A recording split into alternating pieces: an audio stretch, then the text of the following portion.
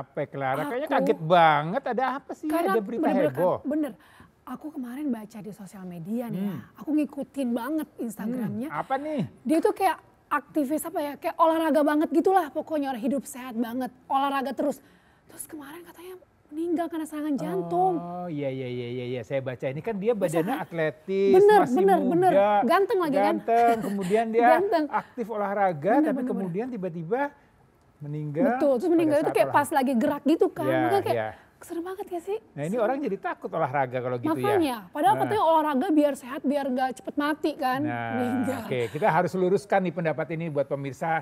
Halo dokter ya, kita buka dulu. Nanti kita buka dulu nih. Yes, yuk kita buka halo dokternya. Seru nih hari ini ya, bahas soal olahraga.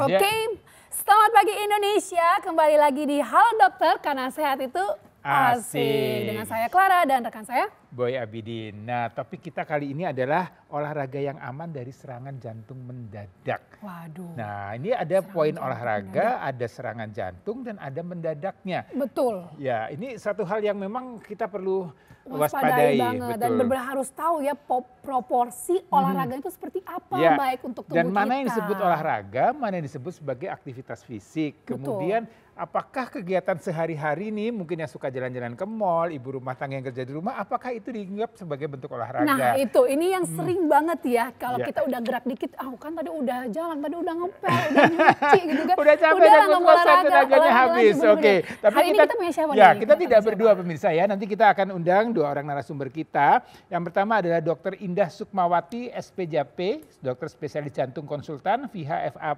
PSC, ini dokter spesialis jantung dan pembuluh darah. Kemudian yang kedua ada Dr. Sophia HG, SPKO, dokter spesialis kedokteran olahraga. Waduh, ini expertnya banget ya. Ya, jadi untuk pemirsa yang mau tanya, kirim kemana nih? Boleh langsung DM ke Instagramnya @halodoktertvri sebanyak-banyaknya nanti, karena pada segmen kelima kita akan menjawab semua pertanyaan pemirsa. Jadi, ya, pemirsa jangan kemana-mana, tetap di Halo Dokter karena sehat itu asik.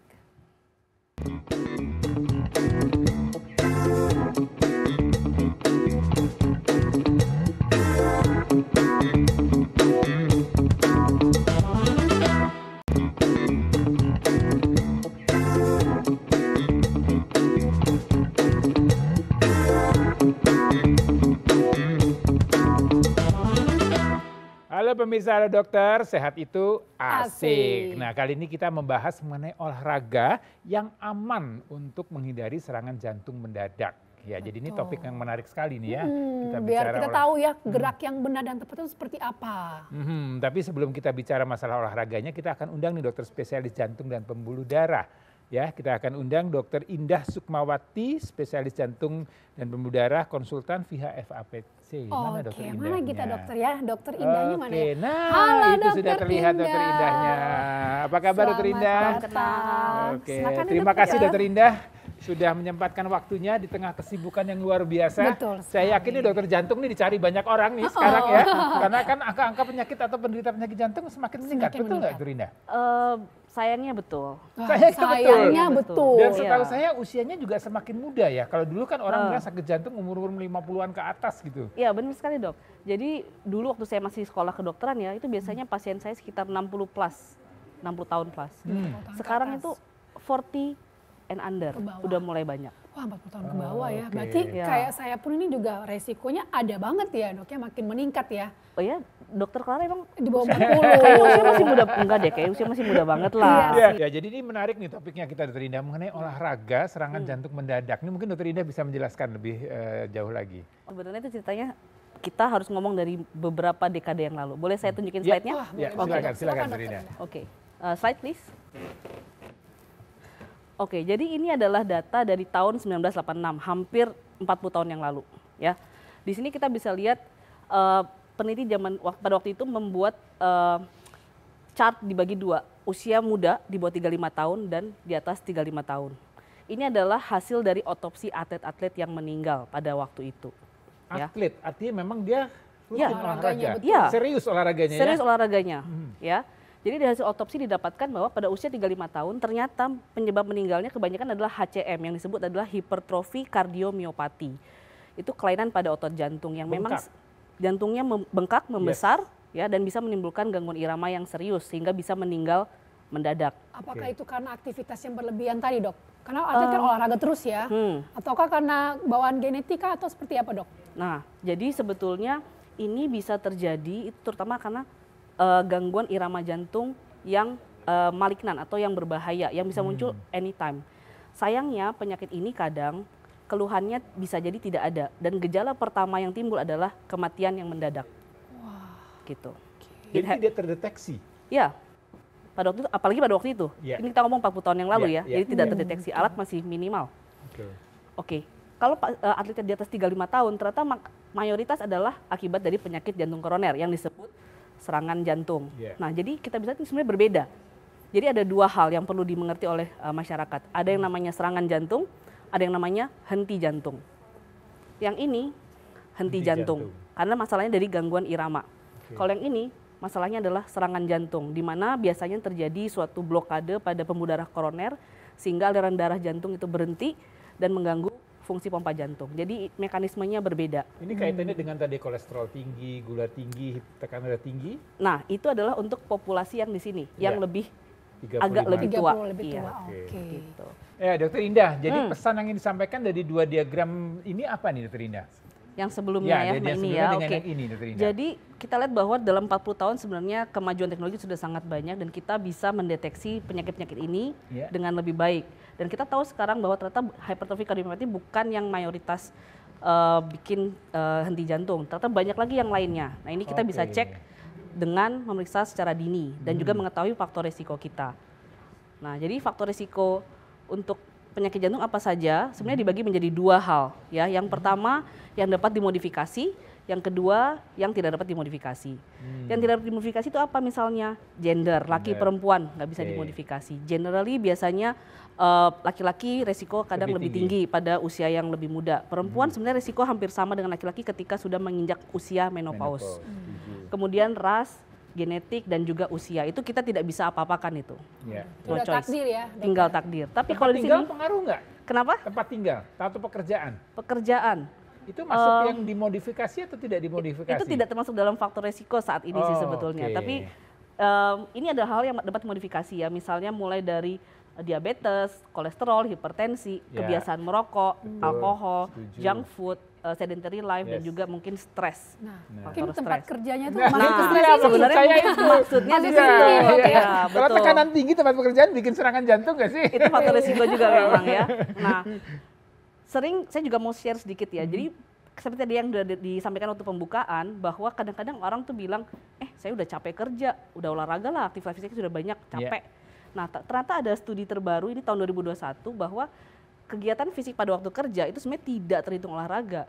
Dan kalau kita bilang, saya udah capek kerja gitu, jadi nggak usah olahraga lagi lah gitu. Udah saya anggap olahraga begitu ya. Ternyata itu meningkatkan komplikasi kardiovaskuler sebanyak 35%. Jadi sebenarnya kalau untuk olahraga sendiri kita mesti niatkan di waktu senggang kita. Baru dia bisa memberikan penurunan daripada komplikasi kardiovaskuler sebanyak kira-kira 15%, penurunan kematian sekitar 40%. Yang dimaksud dokter disempatkan, diniatkan tuh harus seperti apa? Nah, sebetulnya itu nanti akan dibahas juga oleh... kita bicara sama Dr. Sofi ya. Betul. Oke, menarik. Nanti kita ada dokter spesialis kedokteran olahraga nih ya. Betul. Nah, tapi sebelum kita nanti melakukan olahraga seperti yang Dr. Sofi akan anjurkan, sebelumnya kita perlu cek dulu apakah kita ada faktor risiko jantung atau tidak. Karena yang sering jadi problem adalah kenapa kok banyak untuk orang awam ya bukan atlet ya. Kenapa mereka bisa sampai ada komplikasi serangan jantung ketika olahraga adalah mereka tidak cek dulu apakah mereka punya penyakit jantung atau tidak. Tiba-tiba di usia 50 tahun sadar aku harus olahraga. Langsung aja dia naik sepeda, ya naik gunung segala macam. Padahal dia punya sakit jantung. Memang diwajibkan dok? Atau gimana dok? Atau kalau ada faktor risiko misalnya keluarga dengan serangan jantung atau misalnya dia genetika ada keluhan nyeri dan segala macam atau yang semua apapun itu cek? Oke, jadi sebenarnya yang paling pertama adalah kalau kita punya faktor resiko.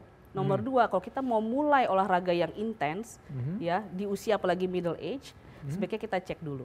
Karena pada umumnya orang-orang yang di usia middle age itu sudah ada sedikit banyaknya ada proses namanya aterosklerosis atau perlemakan daripada pembuluh darah.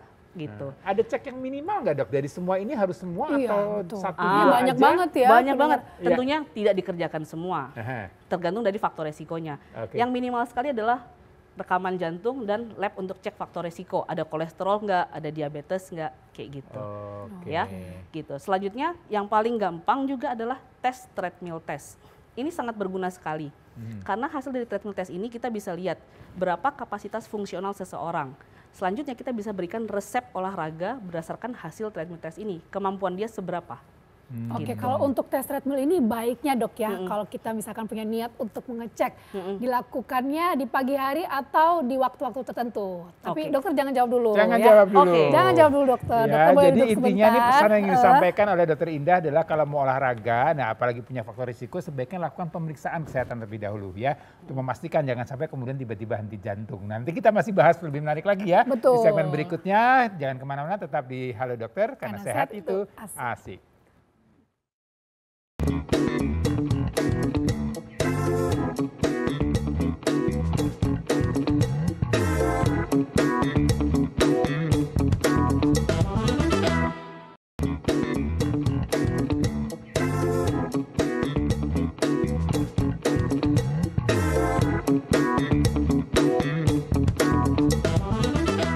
Kembali lagi pemirsa, hanya di Halo Dokter karena sehat itu asik. Nah tadi sebelum jeda kita sempat tanyakan ke Dokter Indah ya, terkait tes treadmill yang baik dan benar itu dilakukannya saat kapan? Oke. Jadi sebenarnya tidak ada waktu khusus untuk tes treadmill, tapi idealnya biasanya waktu pagi hari ketika kita bangun tidur dan lebih segar, itu lebih optimal. Daripada datang ke dokter jantung, malam hari pulang kerja sudah capek, mungkin kurang optimal. Jadi sepertinya lebih baik di pagi hari, di waktu yang memang lowong. Lowong, oke. Ya. Berarti Tapi bukan kayak tes lab gitu ya. Ya. Lab kan kita harus puasa dulu gitu ya. Kalau ini tapi yang menarik penting mengenai EKG dan treadmill. Artinya kan ada orang bilang, oh saya rekam jantungnya bagus. Tapi begitu di treadmill, kemudian ada masalah atau ada kelainan. Ya. Ini berbeda, dua-duanya dilakukan bersamaan atau salah satu atau gimana dok? Lebih akurat yang mana juga ya? Betul, jadi EKG itu bagus untuk screening awal, tapi dia dilakukan ketika pasien tersebut istirahat, resting. Jadi kalau misalnya ketika dipicu dengan olahraga atau diberikan beban kerja buat jantungnya, EKG-nya bisa berubah. Nah, jadi informasi yang didapatkan itu juga berbeda. Jadi artinya pada saat EKG itu normal, belum tentu normal.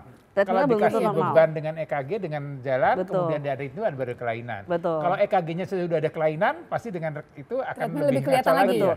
Nah, jadi rekam jantung pertama atau EKG tadi, kalau misalnya memang sudah ada kelainan yang signifikan, mungkin kita nggak perlu treadmill, mungkin kita perlu tes yang lainnya, misalnya ekokardiografi atau CT scan. Jadi EKG merupakan sarana pemeriksaan yang mudah, murah, dan cepat. Jadi Itu bisa dibilang screening juga ya. Screening dok, ya? juga. Tapi menarik nih, mungkin pemirsa Halo Dokter ini kan di seluruh Indonesia dan tidak semua fasilitas kesehatan itu punya pelayanan untuk EKG dan treadmill. Jadi bagaimana nih menurut Dokter Indah? Hal apa yang paling masih mungkin dilakukan untuk tadi kalau mau intens olahraga, kemudian melakukan pemeriksaan terutama untuk kesehatan jantungnya? Screening yang lebih simpel lah dok. Lebih simpel daripada itu mungkin ya adalah tes laboratorium untuk melihat faktor resikonya apa saja. Tapi secara umum saya rasa hampir di seluruh penjuru Indonesia saat ini, bahkan puskesmas pun punya alat EKG. EKG ini bukan alat yang mahal dan sangat berguna untuk mendeteksi serangan jantung khususnya. Jadi kalau misalnya ada puskesmas di luar sana yang belum punya EKG, sebaiknya segera menghubungi pemerintahnya untuk segera minta EKG. Itu sangat penting sekali soalnya. Jadi minimal cek lab, ya kalau cek lab saya yakin sudah ada merata, ditambah dengan EKG. Untuk treadmill itu tahapan berikutnya. Tahapan berikutnya, biasanya di rumah sakit itu biasanya. Nah Dokter Indah, tadi kan sempat disebutkan oleh Dokter Indah terkait henti jantung, serangan jantung ya. Itu masih belum terlalu nangkep nih dok, boleh tolong lebih dijelaskan lagi nggak? Karena kan kalau henti jantung, serangan jantung kan ujungnya berhenti juga ya. Iya kan? Akhirnya perbedaannya itu juga gitu, ending juga gitu. Ending juga betul. Game over. Oke, jadi memang itu adalah dua hal yang berbeda. Henti jantung permasalahannya adalah di perlistrikan jantung. Sementara serangan jantung adalah permasalahannya adalah di pembuluh darah jantung. Namun kalau misalnya terjadi serangan jantung yang sangat ekstensif atau sangat luas, tentunya pada akhirnya bisa menyebabkan henti jantung, begitu. Nah sebetulnya ada beberapa tips untuk pemirsa untuk masalah henti jantung, bagaimana penanganan awalnya. Oke, boleh kita coba? Boleh, langsung. Lanjutkan slide-nya dok. Nah, apa yang harus dilakukan kalau misalnya kita menemui orang dengan henti jantung atau serangan jantung? Yang pertama, kalau misalnya pasien itu tidak sadar bahwa kemungkinan dia memang henti jantung. Tapi kalau masih sadar dan dia ada keluhan nyeri dada, itu kemungkinan besar adalah serangan jantung. Kita sudah yakin demikian, bila curiga demikian, maka kita bisa berikan yang pertama adalah bisa berikan pengencer darah atau aspirin kunyah 300 mg. Ya.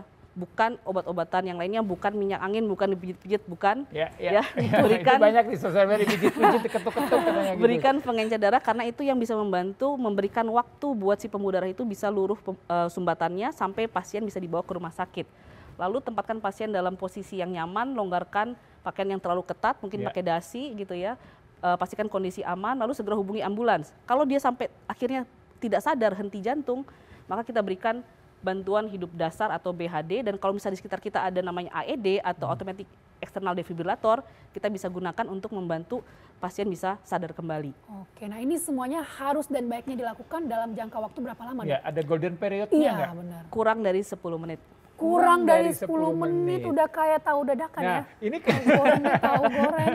Tapi ini Dok, ini kan ke dalam kondisi yang memang orang berani atau tahu dari mendiagnosa. Kalau betul-betul awam nggak tahu apa yang paling bisa dilakukan, Dok? Dok? Justru menurut saya inilah pentingnya acara seperti ini. Jadi supaya masyarakat tahu bahwa kita semua sebenarnya bertanggung jawab untuk yang orang dewasa mengetahui bagaimana cara memberikan bantuan hidup dasar.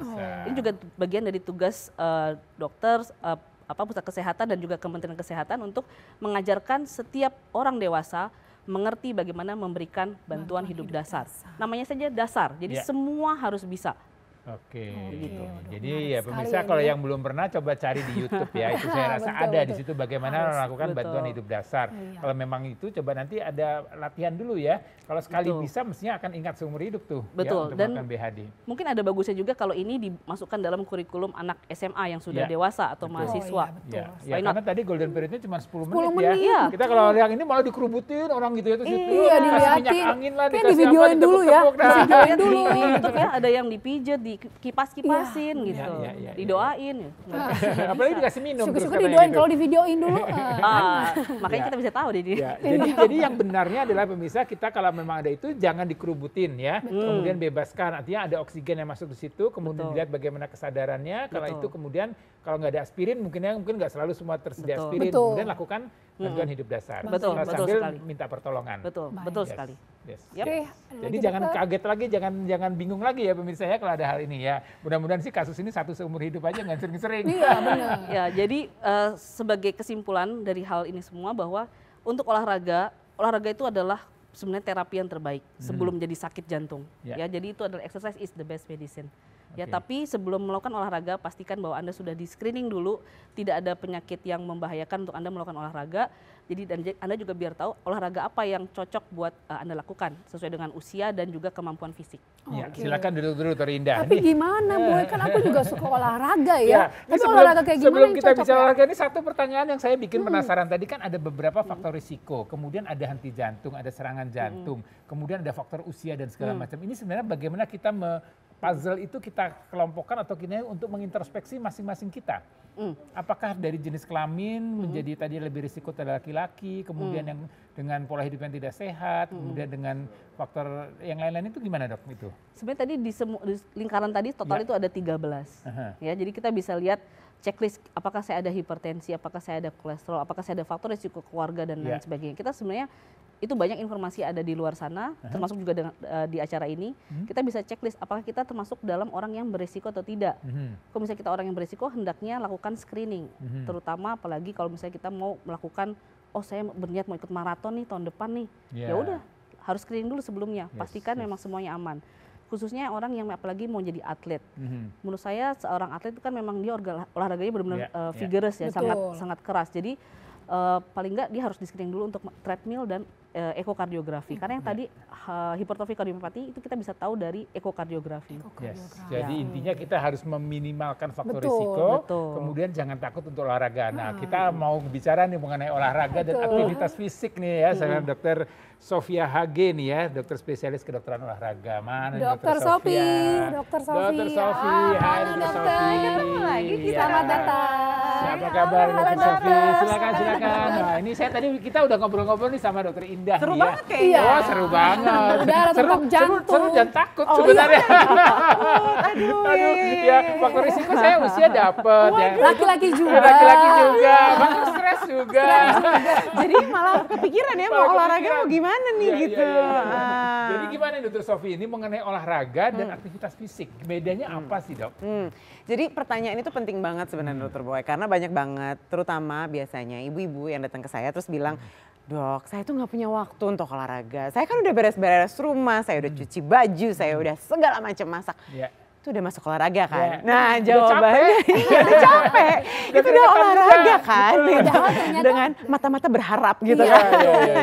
Tapi sebenarnya jawabannya tidak. Karena ada aturan yang ada manfaat dan ada dosis yang terikat dengan olahraga yang tidak ada di aktivitas fisik. Jadi kalau misalkan kita lihat contoh paling sederhana dari aktivitas beres-beres rumah. Misalkan nyetrika baju. Kan tidak, capek banget ya kan? Capek banget tuh biasanya ada kegiatan momok paling besar kalau beres-beres. Tapi kalau kita berdiri dengan setrika baju, kita nggak punya aturan kan setrika baju berdirinya harus seperti apa. Nggak ada baik benar terukurnya. Ukuran kalori yang dibakar bisa jauh-jauh berbeda. Dan sampai sekarang yang paling penting nih, saya belum pernah lihat ada penelitian yang ngomongin Anda akan mengurangi resiko resiko terkena penyakit jantung sebesar 30% kalau setrika baju. Belum ada.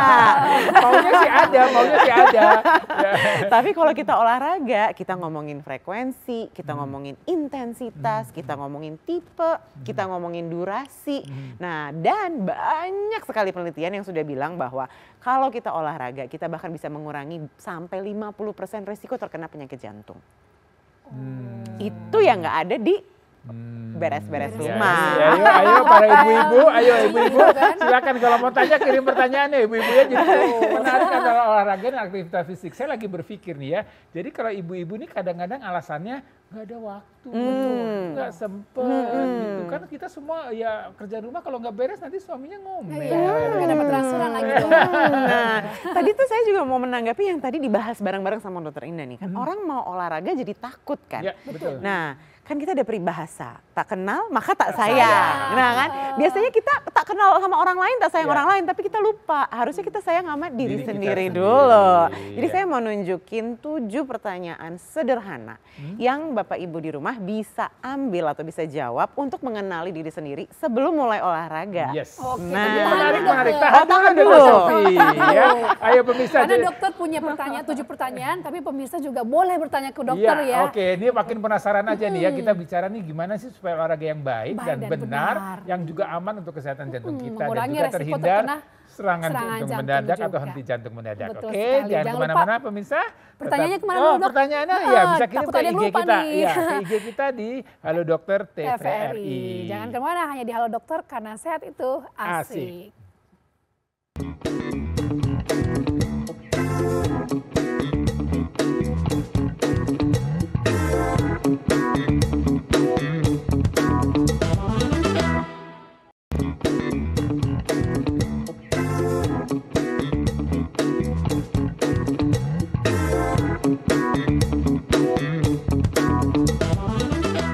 Pemirsa masih di Halo Dokter karena sehat itu asik. Nah mungkin pemirsa ada yang baru olahraga nih, tadi baru habis jalan-jalan, habis olahraga atau mau niat olahraga. Nah ini hati-hati nih, ada hal-hal yang perlu pemirsa perhatikan ya untuk bertanya pada diri sendiri. Apakah olahraga kita ini udah benar atau sudah baik atau belum? Nah ini Dokter Sofi, gimana nih Dokter Sofi yang tadi disampaikan? Nah tadi kan kita bahas nih ya, untuk mengenali diri sendiri itu kita harus menanyakan apa sih sama diri kita sendiri supaya olahraganya jadi aman.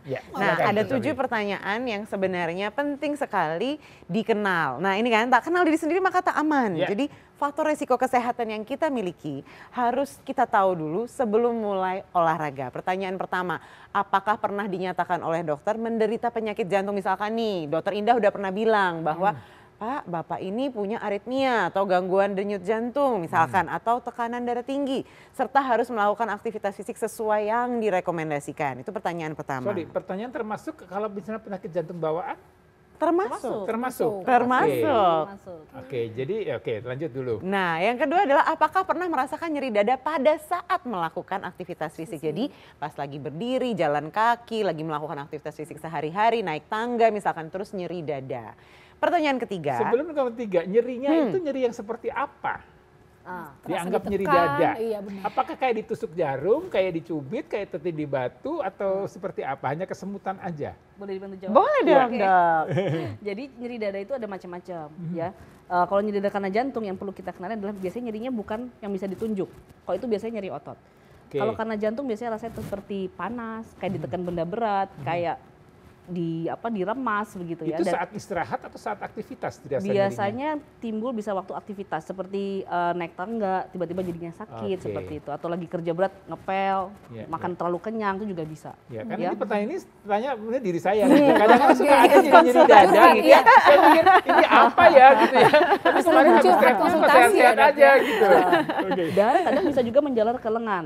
Cuman yang mesti hati-hati adalah kalau seseorang punya diabetes, nyeri yang tadi ditanyakan Dokter Sofi tadi bisa jadi tidak khas. Nah, jadi kalau punya diabetes itu sebenarnya juga merupakan salah satu hal yang perlu Diperdalam lagi. diperdalam lagi, betul. Karena ini kan screening ya. Ini Ya, pertanyaan ini adalah sesuatu yang kita tanyakan pada diri kita sendiri, tidak di depan dokter. Oke. Nah kan karena kita misalkan mau mulai olahraga pound fit atau kita mau ikut Ya. zumba atau Ya. mau ikut apapun lah itu. Ini adalah pertanyaan yang harusnya kita punya di kepala Oke. supaya kita tahu resiko kita itu harusnya kita ketemu dokter nggak sih sebelum olahraga ini Oke. gitu. Karena kalau ada satu saja pertanyaan yang jawabannya iya, berarti sebelum Selesai. melakukan olahraga intensitas tinggi harus konsultasi ke dokter. Oke. Nah, yang ketiga, apakah pernah merasakan nyeri dada pada saat istirahat atau tidak melakukan aktivitas fisik? Jadi bahkan nggak gerak pun pas lagi duduk, pas lagi tiduran, ternyata kerasa ada sakitnya. Pertanyaan berikutnya, apakah Anda pernah kehilangan keseimbangan karena pusing? Jadi rasanya kayak sakit kepala atau muter terus mau jatuh. Kemudian berikutnya adalah apakah Anda pernah pingsan, bahkan sampai pingsan. Jadi kalau yang ini hanya kehilangan keseimbangan kayak mau jatuh, kalau yang ini sampai kehilangan kesadaran. Yang kehilangan keseimbangan itu ketika berolahraga, Dok, setelah atau seperti apa? Enggak, ini hanya pertanyaan general. Sebelum melakukan Dalam- aktivitas. Sebelum melakukan Jadi olahraga. kalau Sebelum dia pernah melakukan upacara terus olahraga. pingsan, ini masuk. Nah ini harus dijawab dalam 1 tahun terakhir. Jadi ini adalah faktor resiko dalam 1 tahun terakhir. Kalau kita jawab, oh iya pernah Waktu pingsan SMA. pas upacara, waktu SMA. Kalau SMA berapa tahun yang lalu Iya, dokter iya, Boy? iya, iya. Tapi kan kehilangan gitu. keseimbangan karena pusing ini bisa jadi, Dok, ya. Bisa. Belum sarapan, pakai HSL-nya tinggi. Betul. Kan bisa juga HSL-nya tinggi. Apakah itu termasuk? Termasuk, karena ini Termasuk pertanyaan tidak spesifik untuk penyakit jantung. Oke. Tapi pertanyaan ini Untuk adalah kita olahraga. tahu tingkat resiko kesehatan untuk melakukan olahraga intensitas tinggi. Kenapa? Nanti kita akan bahas. Kenapa? Karena penyakit jantung itu sebenarnya masuk ke dalam penyakit yang kita bilang resiko kesehatan sebelum melakukan olahraga. Nah, jadi kalau ada satu saja yang jawabannya iya, berarti ketemu dokter dulu ya sebelum melakukan olahraga intensitas tinggi. Pertanyaan berikutnya, apakah pernah mempunyai masalah pada tulang atau persendian yang bertambah parah saat melakukan aktivitas fisik? Contoh, lutut mulai nggak enak. Kalau naik tangga, jadi tiba-tiba jongkok, harus pegangan, nggak bisa naik sendiri. Atau lebih parah lagi, naik 1 berhenti 5 menit. Naik 2 berhenti 10 menit, nggak nyampe-nyampe. Pertanyaan terakhir, apakah dokter memberikan resep kepada Anda untuk tekanan darah tinggi atau penyakit jantung? Nah, kalau ada satu saja dari sini yang jawabannya iya, maka harus periksa ke dokter. Apakah harus ketemu seperti dokter Indah, dokter jantung? Enggak juga. Tapi yang paling penting adalah ketemu dokter. Karena sebenarnya olahraga yang aman untuk dilakukan kalau buat orang-orang yang punya resiko kesehatan adalah olahraga intensitas sedang. Yang punya risiko justru. Bukan Yang punya Berat, resiko iya. itu yang harus dilakukan adalah olahraga intensitas sedang. Oh, yang yang punya harus risiko dilakukan dilakukan. bisa Yes, jangan yang tinggi. punya resiko kesehatan harus melakukan olahraga intensitas sedang. Hindari melakukan olahraga intensitas tinggi. Nah, untuk tahu kita ada di olahraga intensitas sedang atau enggak, ada caranya nih. Oke. Cara yang paling akurat adalah dengan mengukur denyut nadi. Iya. Sekarang banyak sekali jam Iya. yang bisa membantu mengukur Smartwatch. denyut nadi. Iya, Betul. Bahkan sekarang HP kita pun kalau kita taruh jari bisa ukur denyut nadi. Jadi ini sudah bukan jadi alasan bahwa kita nggak tahu denyut nadi saat olahraga. Nah itu yang paling penting ya. Intensitas sedang ini ditentukan oleh denyut nadi saat olahraga. Karena ada juga yang bilang, dok saya cek denyut nadinya setelah olahraga. Oh Enggak. itu salah. Nah intensitas yang dilakukan atau yang diperiksa adalah saat kita melakukan olahraga. Dan hitungannya tergantung usia. Tadi kan faktor risiko termasuk usia ya, Dokter Indah ya. Nah, ini makanya intensitas sedang untuk seseorang yang usianya 38 tahun dibandingkan seseorang yang 50 tahun tentunya berbeda. Karena pertama kita hitung dulu denyut nadi maksimal, 220 dikurangi usia. Contoh, misalkan usianya 40, berarti denyut nadi maksimalnya 220 dikurangi 40, artinya 180. Itu bukan target intensitas sedang. Dari 180 itu dikali 64%, kita dapat angka paling bawah. Kemudian dari 180 dikali 76%, kita dapat rentang atas. Nah, katakanlah misalkan rentangnya antara 120 sampai 150. Berarti itu adalah intensitas sedang untuk seseorang yang berusia 40 tahun. Kalau kurang dari itu artinya belum mencapai sedang. Artinya intensitas ringan. Ringan. Kalau di atas Kalau itu sudah intensitas masuk tinggi, harus Oke. hati-hati. Nah, atau bahkan menghindari kalau sudah punya kelainan atau penyakit jantung. Kalau sulit ya, kalau sulit, aduh dok saya nggak bisa punya. itu nggak punya, susah Ya, banget iya, beli. gimana Mana juga gitu. bisa nih, Dok. Kalau Alasan pesen ya. dari Papua nyampenya bisa-bisa setahun lagi gitu kan. Nah, paling gampang adalah tes bicara. Tes bicara ini ketika kita olahraga, kita masih bisa bicara satu kalimat dalam satu nafas. Kalau masih ingat pelajaran bahasa Indonesia, kalimat lengkap adalah subjek, predikat, objek, dan keterangan. Itu masih aman. Jadi kalau masih bisa bicara satu kalimat, saya sedang olahraga di mana, maka artinya intensitas sedang. Itu ketika berolahraga ya dok Ketika ya? berolahraga. Dalam keadaan olahraga. Betul, tapi ketika misalkan kita lagi olahraga nih, tapi terus kita bisa ngikutin nyanyi, kita sambil dengerin lagu misalkan kita bisa nyanyi, kita bisa ngegosip, bisa ngegibah gitu kan. Nah itu artinya intensitas Rendah. ringan. Apalagi kita nonton drama Korea ya. Kayak kesukaan bayi banget ya. Kembali ke masalah henti jantung, kembali untuk kesehatan jantung. Jadi olahraga itu intensitas sedang cukup. Cukup sekali dok, karena Dalam berapa intensitas. kali dalam seminggu? Nah kalau kita bicara ini, kita bicara frekuensi, intensitas, terapi, tipe dan durasi. Kok nggak mau ya? Kok nggak mau loh? Aduh, yang lagi ngambek ya. Sama aku Ngambek nih. Ya udah kita ngobrol aja dulu dong sambil diperbaiki. Lagi ngambek ya, lagi ngambek. Jadi kayaknya. frekuensinya adalah minimal 3 kali seminggu. Berapa Boleh lama? sampai 5 kali seminggu. Dengan ketentuan bahwa full durasinya atau kompilasi atau jumlah total melakukan olahraga aerobik intensitas sedang 150 menit Dalam seminggu. satu minggu. Jadi kalau dibagi 3, 50 berarti 50 menit atau kita bulatin jadi 1 jam. Ya. Tapi kalau kita melakukannya dalam 5 kali dalam seminggu bisa masing-masing sesi setengah jam atau 30 menit. Kalau lebih Kalau lebih nggak apa-apa. 200 menit. Nggak dalam apa-apa, sebulan. yang penting dapat minimal Dapat 150 minimal. menit Oke. seminggu. Jenis olahraganya kan ada yang angkat beban lah, ada Iya. yang aerobik lah, ada yang stretching lah. Nah yang Tapi 150 dokter tahan dulu Bah, nih. Tahan dulu kalau untuk jenis olahraganya. Saya suka ya Kita part ini ya. henti dulu pemirsa. Tahan dulu, dokter, Sabar. betul. Jadi kalau kita bicara masalah jenisnya atau jenis itu tipenya nanti kita akan bahas di setelah segmen satu berikutnya. ini. Jangan lupa untuk pemirsa tetap kirim ya pertanyaannya langsung ke Instagramnya @halodoktert.tvri karena setelah ini kita akan kembali dan langsung menjawab pertanyaan para pemirsa. Ya, Jangan kemana-mana, pemirsa, tetap di Halo Dokter, karena sehat itu asik.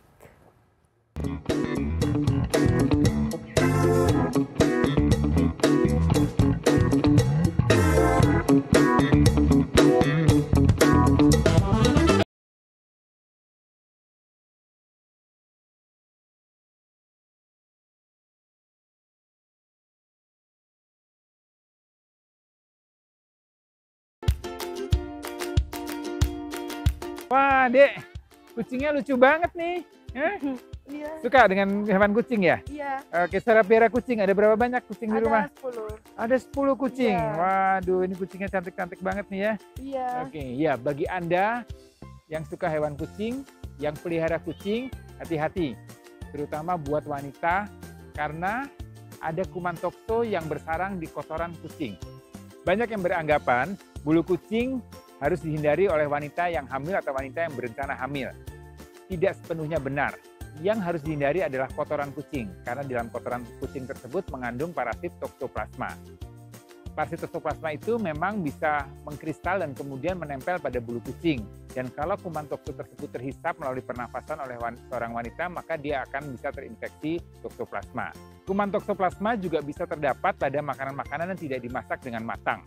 Daging mentah, sayur-sayuran mentah, daging setengah matang, itu bisa mengandung kuman toksoplasma. Jadi, masaklah makanan Anda dengan matang supaya Anda terhindar dari kuman toksoplasma.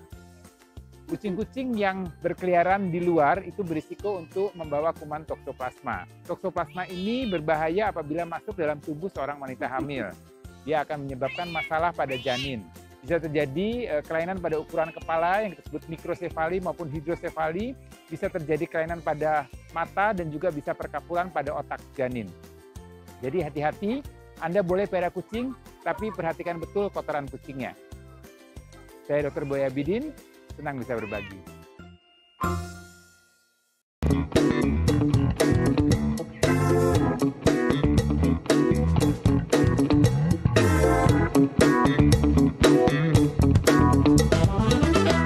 Ya pemirsa, kembali di Halo Dokter karena sehat itu asik. Nah tadi kita sudah bicara mengenai olahraga yang baik ya untuk mencegah adanya serangan jantung mendadak atau henti jantung mendadak. Nah tadi Dokter Sofia sudah membahas mengenai intensitasnya sedang. Nah tapi saya tadi bertanya nih pemirsa, sebenarnya jenis olahraganya apa gitu. Nah ini gimana nih antara olahraga angkat beban, karena kalau ibu-ibu kan ada yang suka zumba, lari dan segala macam, kalau laki-laki lebih angkat beban gitu kan, atau kemudian futsal dan segala macam, atau sepeda mungkin sekarang lagi tren atau lari seperti itu. Gimana? Nah kalau kita bicara soal kesehatan jantung, sebenarnya menu utamanya tetap adalah olahraga yang meningkatkan denyut nadi. Karena sama seperti kalau kita latihan otot kan kita mengkontraksikan otot rangka ya. Betul. Nah kalau kita mau melatih jantung maka kita harus mengkontraksikan otot jantung dengan cara meningkatkan denyut nadi. Jadi itu sebabnya kenapa menu utama olahraga untuk kesehatan jantung dan paru adalah yang meningkatkan denyut nadi. Artinya olahraga yang sifatnya aerobik atau kardio. Nah olahraga bukan berarti bahwa olahraga aerobik atau kardio ini hanya cukup dilakukan satu saja. Enggak, ada frekuensinya. 3-5 kali seminggu. Dengan durasi, coba dulu kalau baru pertama kali mulai, coba dulu 15-30 menit per sesi. Bisa ditingkatkan sampai 45-65 menit, 60 menit bagi yang sudah aktif atau terbiasa. Intinya apa? Minimal, ini minimal. Rekomendasi minimal adalah olahraga aerobik yang mencapai total 150 menit seminggu. Nah, kalau kita bicara soal intensitas tadi ya, bisa mulai di intensitas ringan tapi targetnya sebenarnya adalah intensitas sedang sesuai dengan target denyut jantung masing-masing. Jangan berhenti di situ. Kenapa? Memang menu utamanya adalah olahraga kardio. Tapi olahraga kekuatan otot akan membantu pembuluh darah di seluruh tubuh kita untuk memastikan sirkulasi lancar. Nah, jadi latihan kekuatan ototnya juga perlu, tapi nggak perlu sampai 3-5 kali seminggu, 1-2 kali seminggu saja sudah cukup. Kalau kita bicara soal kesehatan jantung. Jangan lupa pemanasan dan pendinginan supaya jantungnya juga naik heart rate-nya pelan-pelan, turunnya juga pelan-pelan. Wah, nah kalau untuk pemanasan sendiri dok, berapa lama durasi yang baik? Untuk? Tepat sebelum melakukan olahraga Oh, kan? untuk pemanasan. Ya, untuk Nah, kalau untuk dong. pemanasan sebenarnya kita nggak bicara durasi, tapi kita bicara otot-otot yang akan kita pakai. Contoh paling sederhana, kalau misalkan olahraganya adalah lari, berarti kan kita akan banyak memakai tungkai bawah. Berarti pemanasan itu harus memanaskan atau menggunakan otot-otot yang akan kita pakai sebelum lari untuk meningkatkan sirkulasi. Jadi misalkan sebelum lari kita jalan di tempat atau lari di tempat, habis itu ditambah dengan stretching. Jadi pemanasan tidak selalu artinya stretching. Di dalam pemanasan ada stretching. Stretching juga kita bagi, stretching statis, stretching dinamis. Semuanya punya manfaat sendiri-sendiri dan itu memang harus dilakukan. Jadi pemanasan jalan di tempat, habis itu stretching, tarik kakinya, habis itu sambil jalan kita lunges. Nah ini juga pemanasan yang sifatnya atau stretching yang sifatnya dinamis. Kemudian baru masuk ke latihan intinya. Kalau ke skip pemanasannya seberapa apa ya istilahnya mengancam bahayanya dok? Sebenarnya jiwa nggak? kalau mengancam jiwa mungkin tidak, tapi akan memperbesar resiko cedera, ototnya belum siap, kemudian kemungkinan besar juga heart rate-nya terlalu kaget, jadi gampang sekali naik. Biasanya kalau kita naiknya bertahan, jantung itu bisa lebih adaptasi. Jadi naiknya pelan-pelan gitu, biasanya sampai di intensitas sedang dia tidak akan terlalu cepat capek. Tapi kalau kita langsung naik ke intensitas sedang, akan lebih mudah untuk lebih cepat kehabisan napas. Gitu. Nah, tapi ini menarik ya untuk pemula atau yang mungkin yang nggak biasa olahraga, Dr. Sofi. Dia memilih jenis olahraga itu berdasarkan apa, dok? Misalnya, oh saya mah mau lari aja, oh saya mau sepeda aja gitu kan. Anda kan ikut-ikut tren, kalau gitu tren sepeda. Iya, Sebenarnya lagi rame fisik maraton. dia nggak mendukung atau nggak, itu bagaimana nih untuk menilai atau menentukan itu? Nah itu pertanyaan yang sangat menarik karena biasanya cara penentuan olahraga itu satu, kita harus menyenangi dulu olahraganya. Jadi suka. Harus suka dulu. Yeah. Karena mau berapa sering pun dokter Indah bilang suruh olahraga atau mau seberapa sering pun saya bilang sama pasiennya suruh olahraga, kalau dia nggak suka dia pasti nggak akan melakukan secara teratur. Yeah. Jadi kuncinya adalah pilihlah olahraga yang disukai atau disenangi karena nanti nggak perlu dikasih tahu orang lain, akan melakukan dengan sendirinya. Yeah. Yang kedua adalah cari komunitas karena biasanya kan jadi lebih tahu ya caranya, cara mulainya gimana. Kalau misalkan tiba-tiba kita nggak tahu harus ngapain, bisa nanya sama temen gitu ya. Jadi termotivasi ada jalur yang bisa diikuti. Biasanya juga ada pelatihan atau coaching klinik di komunitas-komunitas tersebut. Yang ketiga baru kalau ada keluhan jangan tunda untuk ketemu dokter. Karena biasanya nggak apa-apa ini nyeri-nyeri aman lah, nggak apa-apa saya tahan nyeri, biasanya gitu kan orang-orang yang kita ditempelin ini aja ya kalau kita memilih satu jenis olahraga ada manfaatnya nggak kalau kemudian kita pindah-pindah ganti-ganti, oh nanti setahun ini mungkin kita lari tapi tahun depan kita pindah sepeda, tahun depan kita pindah berenang gitu atau ke tenis lah atau yang itu gimana dok? Mau ganti-ganti di saat yang bersamaan juga boleh dok, malah bagus banget. Artinya ada manfaatnya? Ada manfaatnya, manfaatnya apa? Ini yang kita sebut cross training karena kalau kita melakukan olahraga satu jenis secara berturut-turut dan lama, maka kita akan menggunakan otot yang sama. Bukan cuman bosan, kita akan menggunakan otot yang sama di tubuh kita berturut-turut. Dan akan mempertinggi kemungkinan terjadinya cedera overuse karena memakai otot yang sama berulang-ulang. Nah, jadi kalau kita hari ini berenang, besok sepeda, besoknya lagi lari, habis itu ulang lagi, itu malah bagus banget. Karena berbagai macam dan jenis otot di tubuh kita dipakai. Nah ini sepertinya menarik sekali ya. Pertanyaan dari Bu ini banyak sekali. Tapi pemirsa juga pasti tapi pemirsa juga pasti ada banyak pertanyaan. Mungkin kita bisa lihat langsung ya. Ada pertanyaan dari pemirsa nih, kita bacakan ada di Instagram. Dari Slurpee Punch nih, ada yang sering olahraga di malam hari. Wah ini nih, apa itu bagus untuk kesehatan jantung dok? Nah monggo nih dokter Indah dan dokter Sofi. Silahkan dokter Indah dulu, nanti saya tambahin. Saya nggak punya waktu dok, kalau pagi tuh sibuk dari jam 5, jam 6 itu terus kemudian paling sore pulang kerja gitu. Oke, ada yang selalu malam hari, apakah bagus? Sebenarnya sih olahraga nggak ada waktunya kapan, apakah harus pagi, siang, malam, sebenarnya anytime. Nggak masalah, sesuai dengan yang tadi Dr. Sofi sudah sampaikan bahwa memang minimalnya adalah 150 menit per minggu, sebenarnya itu saja. Karena kita juga mengerti bahwa setiap orang punya kesibukan, ya. Jadi pulang baru jam 8 malam, apalagi Jakarta macet, nyampe rumah jam 10 malam. Terus olahraga nggak? Enggak. Kadang iya, kadang enggak. Ada TV nonton